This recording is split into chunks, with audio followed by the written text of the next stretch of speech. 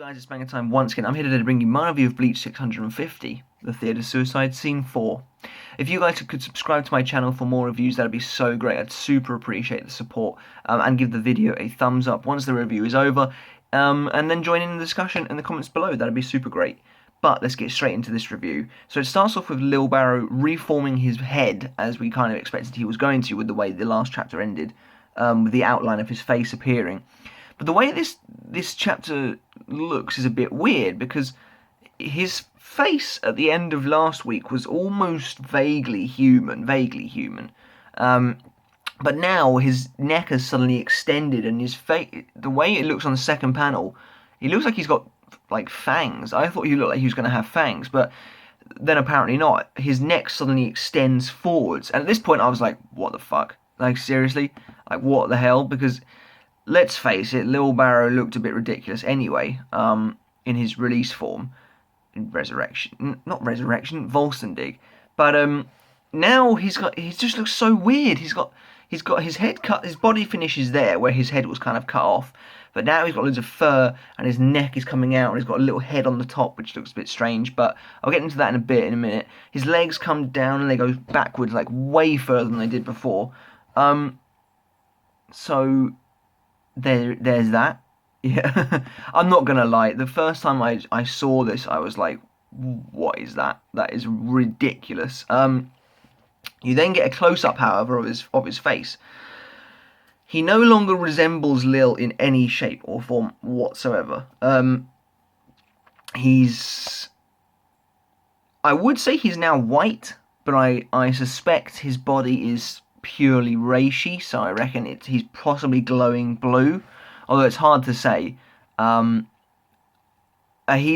His head now looks a bit like an owl's. He's got a round face with a tiny little beak, which I think looks fucking. The beak looks stupid, but his eyes are like big and ghostly and white, and then he's got human hair, almost like a kind of white human hair going back. And I see what Kubo's going for now. The face looks creepy. I'll give him that. The face does look really creepy. He looks like a cherubim a bit, but I believe, I initially thought he looked ridiculous, but I believe a religious character called Lilith has the face of an owl and the body of a serpent. Kubo must have taken inspiration for that, because Lil's face, even the name Lil, the face is now an owl. He's got the head, the serpent's neck. Any resemblance of his humanity is now gone. He is literally the form of a fearsome angel. And while it does look a bit ridiculous initially, I do think it comes across actually in the end as being quite, not cool, but definitely creepy, eerie, really harking back to the fact that the Quincy are supposed to be holy executioners of the Shinigami. At least that's the vibe they're going for. And I think that really works here. Lil's halo has also now shrunk, and it's got spikes coming off it, but I don't think that really means anything. But yeah, just overall, it's a really creepy design. And Shunsui basically he's lying on the ground, and he's like, what the hell? Who thought he'd survived? Even after I cut his head off, it looks like he's got me this time. And then we see that the way Lil Bear's eyes work now, they close inwards like that, and one of them closes and the other one is an opening, and then he looks like a dragon. He looks like an owl dragon thing. The way his neck is like massive now, and he's just kind of like, that's right. This is what despair looks like, Kyoraku Shunsui. No weapon can kill me, and even if my head is chopped off, it won't kill me. Those that have sinned will look at this form and feel hopelessness. So, he's still going on about the whole sinners thing, and he really does come across as some kind of angel, almost, like a demonic angel at the very least, anyway, because he does look creepy. He says, I'm immortal, I'm invincible, I'm the chosen one that will serve God. And then for some reason he rolls his head over, and then he does look a bit stupid. Especially that beak. That beak looks silly. The rest of it I can deal with, but the beak looks stupid. But anyway, he says, I will erase all sinners that dare go against God and his messenger. So he's still calling himself the messenger of God. And to be honest, I see it now. I do see it, that this is this creepy, twisted angel, and it really makes me wonder what the fuck Kubo's got planned for Gerard, Askin, Hashwolf, and Yuhava. Because seriously, they're probably going to be even weirder than this guy. Lille then begins to grow an arm, finally, because honestly, his body looks so stupid without them. But finally he grows an arm, and it basically comes out of its socket, and it looks kind of cool. It almost looks a bit mechanical, but he holds it up, and as he holds it up, this wave, this fan of energy just blasts downwards. And this is seriously powerful, because he literally annihilates an entire... Literally, if he was to move the fan of energy backwards, he would cut the whole platform in half. It's quite cool because it's got similar destructive powers to his X-axis ability. Like, it has now taken the form of these energy beams, essentially, because while the X-axis was more focused, they can both essentially do the same thing, which is blow everything up. So there's a nice bit of imagery in this chapter of putting Lille against backdrops of things that are blowing up. And it helps to make him look, again, more angelic. There's this nice shadowed picture of him now just kind of looking over the scene with his fire behind him. He is well aware that Shunsui has survived his attack. He's like, you're there, aren't you? You're there, aren't you? Where are you hiding, essentially? Because Shunsui doesn't really have much of a choice now other than to hide, because he really is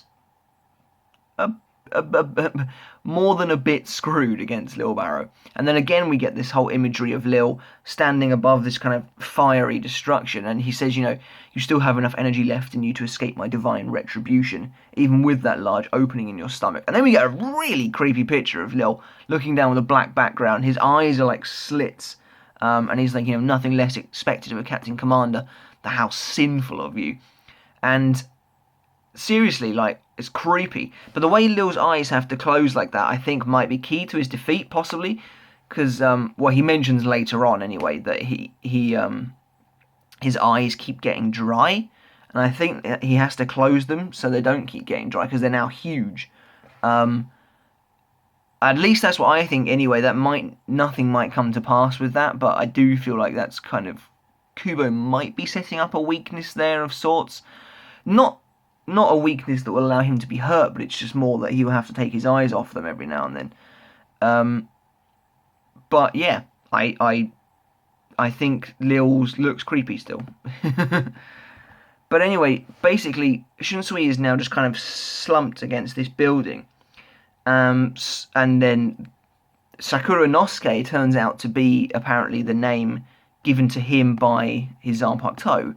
And she's kind of sitting there with him again. It's nice to see her again. I was hoping she wouldn't just be a one chapter thing. And she basically says, we're screwed.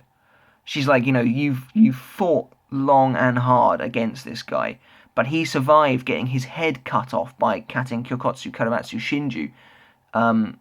What is there left to do? And I like it when she says, I'm out of ideas, because that essentially was their best shot. Because, as we said in last week's review, cutting the head off in, any fiction, but, in Bleach, characters are notoriously difficult to kill, but it has always been said that cutting the head off will do the job.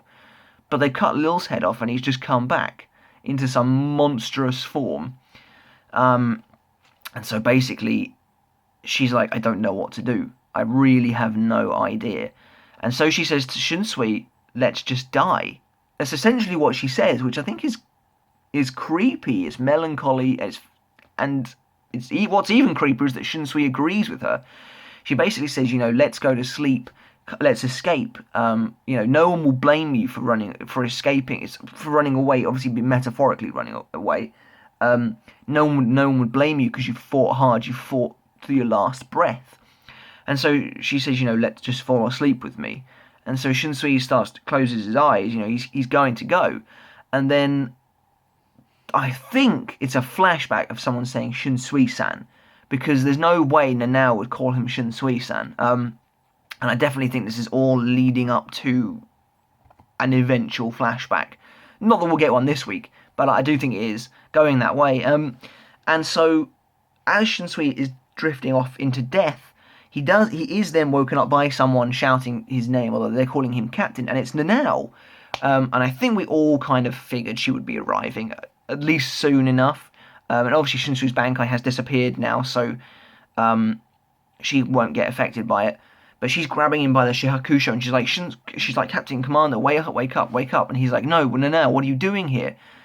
And she's like, don't fall asleep, don't fall asleep. And he's like, I thought you might have been, hurt. And she basically says, please take my Zanpakuto. And I was like, whoa, okay, what's going on here? Is this going to be another one of these super secret vice captain turns out to be massively powerful deals? I still think it could be. But Shunsui doesn't say anything at first. But Nanao's kind of just like, I know about the promise you made to my mother. Forget about it. And Shinsui's like, oh, I see. So right now, at this moment, we don't truly know what's going on here.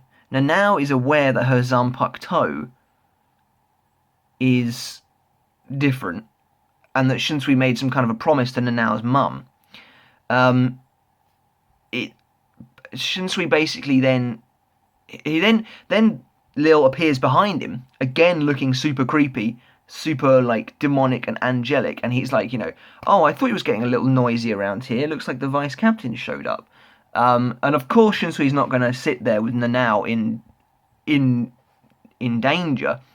But before we move on, I just want to again mention I love the panel of her pulling Shunsui back, essentially out of death, because it's really nicely done. And just these panels between them, now that Nanao's finally arrived back on the battlefield, are really well done, because when she says, please take my Zanpakuto, everything you kind of need to know is said in Shunsui's face. The first reaction he gives is like oh, shit, and then he's like, oh, wait, because his eyes just kind of drop. And then she's like, hurry, and Shunsui keeps his mouth shut because he knows the secret. But then Nanao realizes that, Nanao reveals she knows the secret, and Shunsui looks all shocked. So I think that's just kind of a nice example of Kubo's art really, conveying emotion really well. But anyway, yeah, Lille appears, and he's all shadowed. His head is like completely black because he's just totally shadowed out and looks really creepy as he appears behind her. And he says, oh, so the vice captain's returned. After all he did to let you escape, you really don't understand how to appreciate life, do you? You're so sinful. And like I said, Shunsui's not taking any of that crap, not when Nanao's around. So he then says Okyo, which I believe I've heard means my insanity or my craziness. Now, obviously, since the other one was Ohana, which was my flower, you can only assume Shunsui is talking now about the other Zanpakuto. Lille then fires off one of his beams again, but Shunsui disappears, and Lille's like, he got away again. Oh, my eyes are getting really dry. They dry up every time I look at something so sinful for so long, and we see him having to close them again. So I still think that is going to be a weakness. Anyway, Lille is leaving a little shadow on the floor, and Shunsui is hiding away in it. And I like that, because we do know that Shunsui can drop in and out of shadows, but he's actually taken Nanao in there as well. And so they're just sitting on the ground at the moment, and Shunsui's like, so you know then about your mother? And Nanao's like, yes, I do. And this is crazy, and I think maybe Manga Stream will have some kind of true answer to this. So I might write a comment in the comment section below, depending on what Manga Stream's saying, if it makes a vast difference or not. But Shunsui basically says, oh, I see. So, you do know about the promise I made, I made to your mother. And then he says, well, there's no way of getting around it then, I suppose.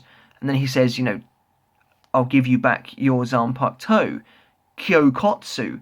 And it's like, what? And then we see the little ninja girl, the other side of his Zanpakuto spirit, standing behind the now with a reishi version of one of the blades, which is a massive mindfuck. Like, seriously. So there's a fair bit to take from this. There are a couple of things I want to mention. First of all, this does technically mean that Shunsui is not a true... He doesn't have two Zanpakuto. One of them is not his. Kyokotsu is Nanao's, which means Shunsui's Shikai presumably is just Katen. I presume so. There are a couple of things as well. Let's presume that Nanao's mum is either going to be Shunsui's lover, and Nanao's possibly his daughter, or Shunsui's sister, meaning Nanao is his niece. Either way, Nanao is bound to be related to Shunsui in some way, which I think explains a lot. Because their relationship was definitely closer than that of most captains and lieutenants. But yeah, so if Nanao, because obviously Nanao and Shunsui have very similar Zanpakuto, if hers really is Kyokotsu, then it has to be something to do with the relationship, because we've already seen that in Zangetsu and Engetsu. So it's possible then that Shunsui's wife/sister died, entrusted Shunsui with Kyokotsu until maybe he thought Nanao was ready to use it. We do know that that Shinigami can take up blades and then imprint their own souls onto them. Tosen and Kenpachi have both done it already. So it's possible then that he's been waiting, to give Nanao the Zanpakuto that is actually hers. Only a couple of things don't really make sense. Nanao says, "Please take my Zanpakuto," implying she knows Kyokotsu's true powers. But Shunsui already has Kyokotsu, so why would she say, "Please take it"? Unless it does something else. But the weird thing is, she says, "Please take my Zanpakuto," and then Shunsui gives it to her. She's like, "Please take it," and then Shunsui's like, "Okay, I'll give it back to you." So that doesn't make a whole lot of sense. I'm kind of hoping maybe Manga Stream will clear that up a bit. And then the other things that are weird is the timeline. The panel way back in Soul Society Arc when Shunsui and Ukitake are going to challenge Yamamoto, we do see the panel of them both wielding their sealed katanas. Shunsui is only holding one, which I think is a bit of a crazy revelation that no one really picked up on, because he's standing like that, and his other arm is, although it's slightly obscured, he does look like he's not holding a blade. His sheath is on he's only got one sheath and it's on his waist, which would imply that he doesn't have Kyokotsu during his days in the academy. We don't see his Zanpakuto in Turn Back the Pendulum. However, we do obviously know that he meets the child Nanao then, so is it logical to assume that's when he got the second Zanpakuto, around about then? I think it's possible. I do think it's possible that Shunsui hasn't had two Zanpakuto for a very long time. But either way, this is a crazy revelation. If Kuraku gives her Kyokotsu, is she suddenly going to become super powerful? Because that would be a bit weird. The other thing that doesn't make much sense to me is Katen Kyokotsu has been the name of his Shikai for ages. Which, does that mean he's been using two Shikais all this time? A lot of people are theorizing maybe the shadows... Well, the shadows and the child's games are two different things. So, do the child's games belong to Nanao and the shadow powers belong to Shunsui, or what? Because it's really hard to say. It's really confusing, to be honest. Like, what's going on here? We really need some kind of answers next week. Some people have also said in the forums that Shunsui maybe now has access to another Bankai. So if he gives Kyokotsu over to Nanao, she will have access to a Bankai there, and he will have access to a new Bankai granted just because he now only has Katen, probably based around his wind or shadow powers, and then from there on they'll both fight Lil Bear, both using a Bankai. Either way, this is a total mindfuck, and it really needs explaining, because as I've just said, there's a lot of stuff to take in here, a lot of stuff to consider. Shunsui having... It's just weird. It's really weird. Shunsui having two blades. One of them's not actually his, and then he's supposedly going to be able to just give it to her and she's going to be able to use it. This is, again, something we've never really seen in Bleach before. But I'm super excited for next week. Please leave me your theories in the comments below, because as you can see, I'm kind of struggling. I'm at a loss for how to explain this. A lot of stuff in Bleach can be like, that's logical. That's been explained, that's been shown before, that's been alluded to. This, however, is weird. We've never seen anything like this before. Again, the closest I can come to is it's similar to Zaraki and Tosen, in that they imprinted their own souls on a Zanpakuto. But whether or not Nanao is going to become super powerful or not, I don't know. Again, though, I still don't know how they're going to defeat Lille, because nothing can kill him. So it's possible they might seal him, but I don't know. I'm going to drop a 5 on this week, though. I loved it. The artwork is incredible. Once you get used to Lil Bear's new form and you see what it's supposed to represent, I think he becomes creepy and effective. Then there's obviously the continuation of the fight. It's still a pretty good fight in my opinion. I'm still enjoying it a lot. Shunsui meeting Nanao again was really well done, and quite frankly this twist came out of nowhere and I'm enjoying it. As long as it gets a decent explanation, this could be really cool. And the end of the fight possibly promises to be pretty epic if both of them go at him.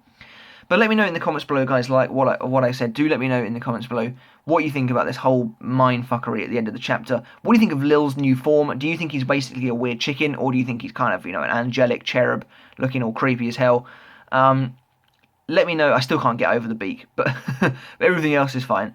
But let me know in the comments below, guys. As always, please subscribe. I'd super appreciate it, and give the video a thumbs up if you liked it. That'd be awesome. Until next time, though, guys, I'll see you later.